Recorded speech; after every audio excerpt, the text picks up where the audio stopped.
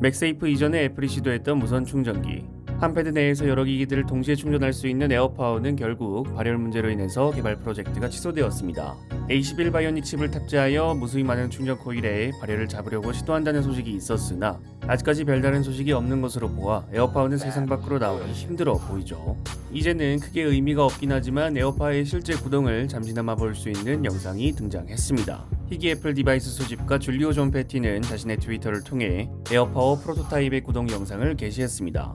에어파워 패드 위에 아이폰을 올리니 아이폰의 디자인이 전체적으로 뜨면서 아이폰이 충전 상태에 진입했다는 것을 알려줍니다.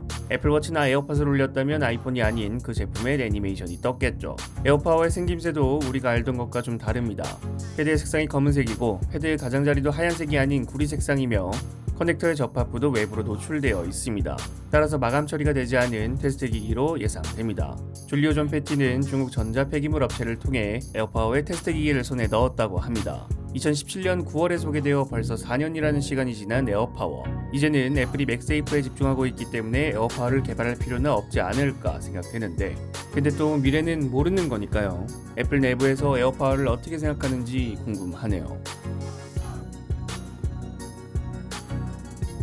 워킹캣이라는 트위터 계정의 유저는 갤럭시 워치 4 시리즈의 공식 마케팅 이미지를 공개했습니다. 먼저 원 UI 워치입니다. 삼성전자는 MWC 2021에서 새로운 워치 인터페이스인 원 UI 워치를 공개했습니다. 그에 대한 홍보 이미지로 보입니다.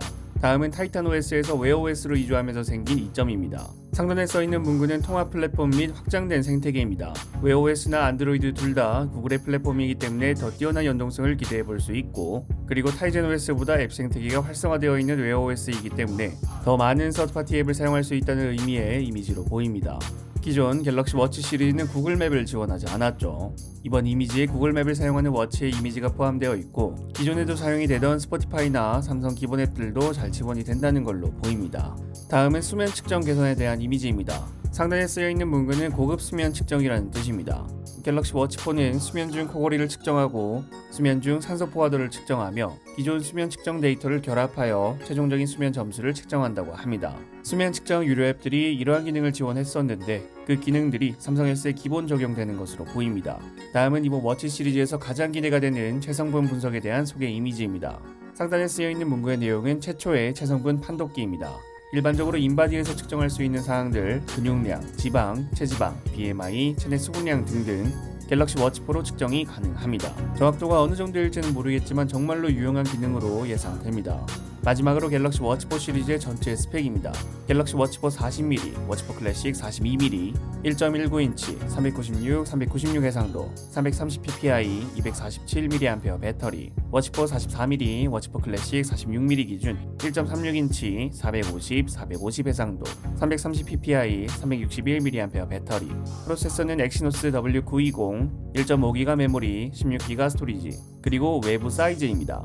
먼저 갤럭시 워치 4 40mm 모델, 세로 40.4, 가로 39.3, 두께는 9.8mm, 무게는 25.9g. 갤럭시 워치 4 44mm 모델, 세로 44.4, 가로 43.3, 두께 9.8mm, 무게는 30.3g. 갤럭시 워치 4 클래식 42mm 모델, 세로 41.5, 가로 41.5, 두께 11.2mm, 무게는 46.5g. 갤럭시 워치 4 클래식 46mm 모델, 세로 45.5, 가로 45.5, 두께 11.0mm, 무게는 52g입니다.